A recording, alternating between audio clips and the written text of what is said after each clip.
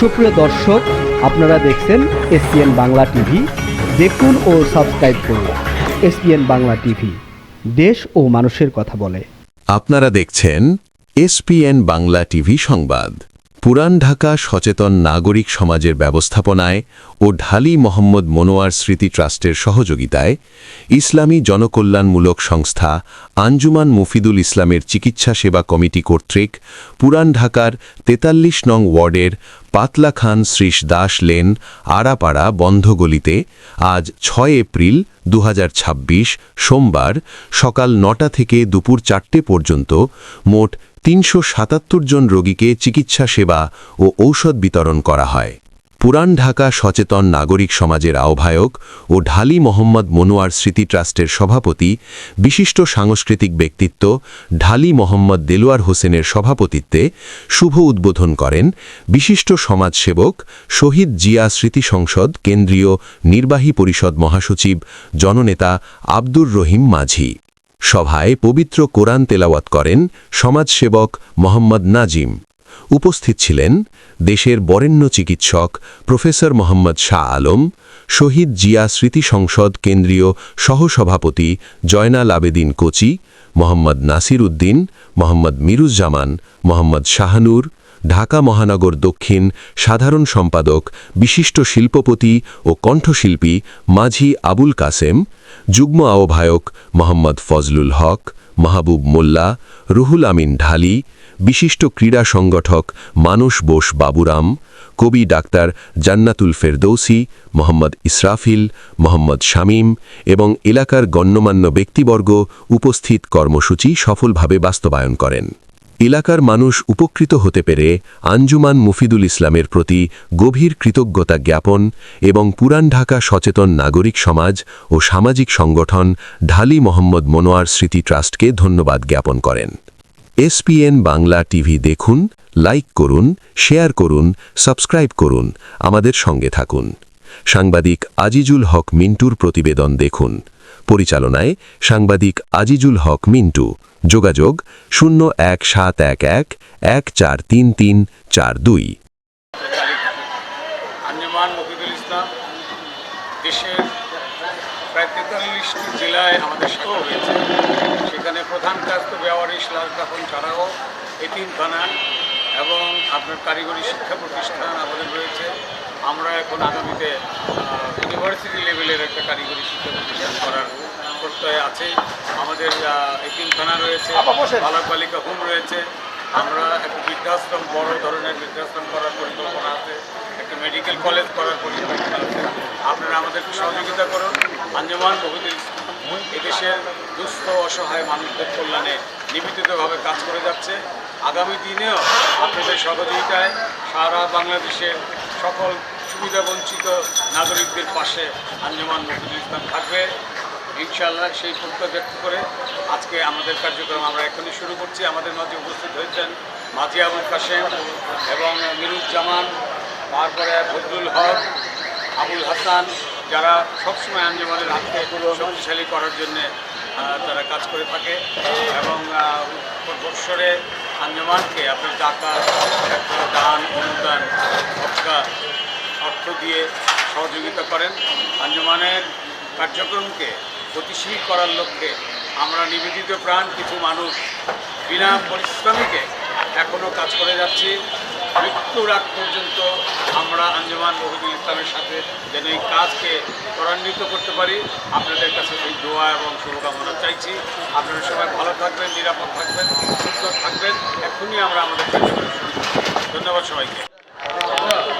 মাঝি ভাই, আজকের যে এই যে বিনামূল্যে চিকিৎসা সেবা শুরু হচ্ছে ৪৩ নম্বর ওয়ার্ডে আঞ্জুমান মুফিদুল ইসলামের উদ্যোগে, তাহলে এই সম্পর্কে আপনার অনুভূতি কী?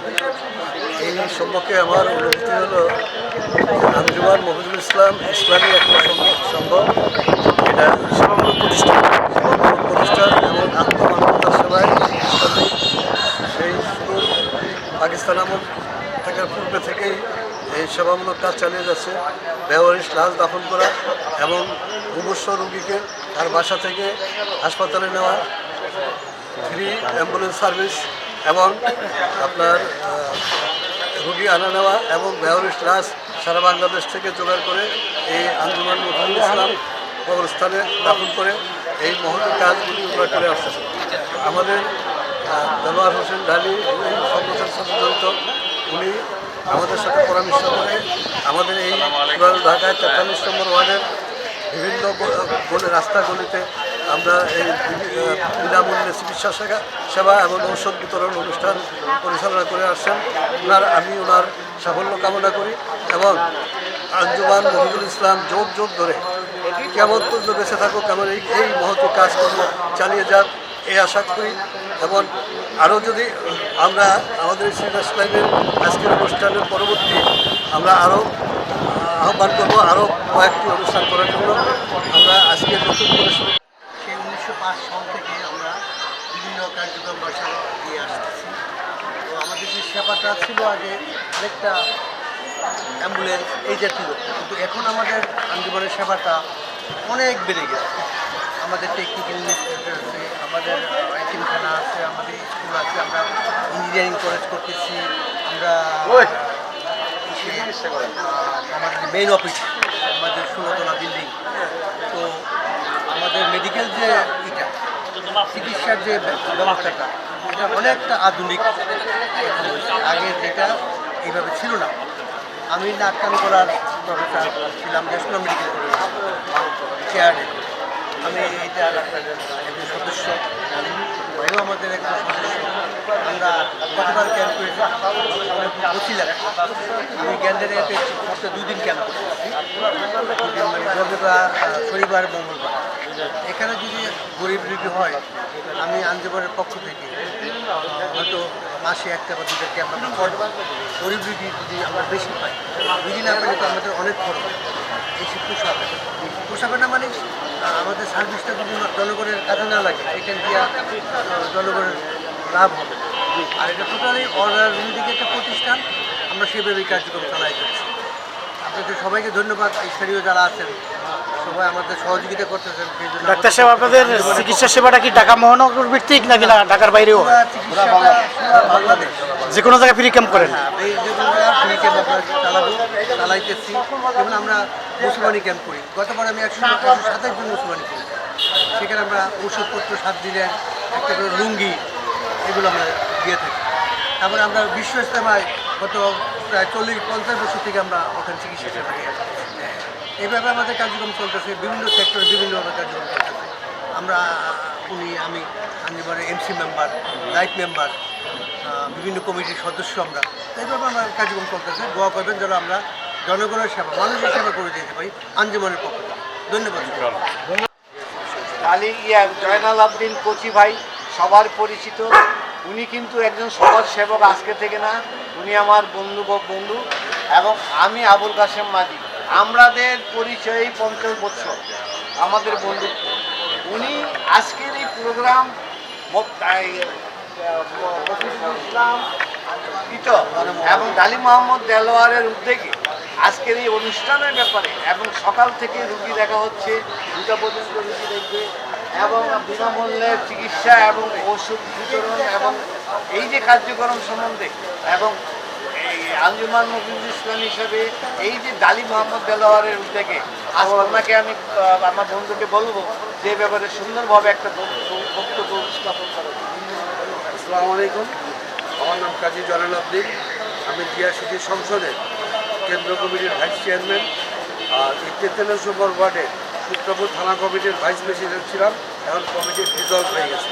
ঠিক আছে, তো এখন হলো যে এইখানে এই যে মফিজুল ইসলাম এ হলো মানে ওই মানে একটা সংগঠন, এবং আমরা অতীতে যা দেখছি এবং এই সংগঠনের মাধ্যমে আজকে যে অনুষ্ঠানগুলি হচ্ছে এটা হলো টোটাল বিএনপির একটা উদ্যোগে কিন্তু হচ্ছে। এটা অতীতে কিন্তু রাবুল ভাই উনি ওনার মুখে বলবে যে আজকের এই অনুষ্ঠানটা কীরকম হচ্ছে এবং এটা কি প্রয়োজন এলাকার জন্য, মানুষের জন্য, পাশে দাঁড়াবার জন্য এটা কতটুকু প্রয়োজন, এটা কি প্রত্যেকটা এলাকায় দরকার কিনা এই সম্পর্কে।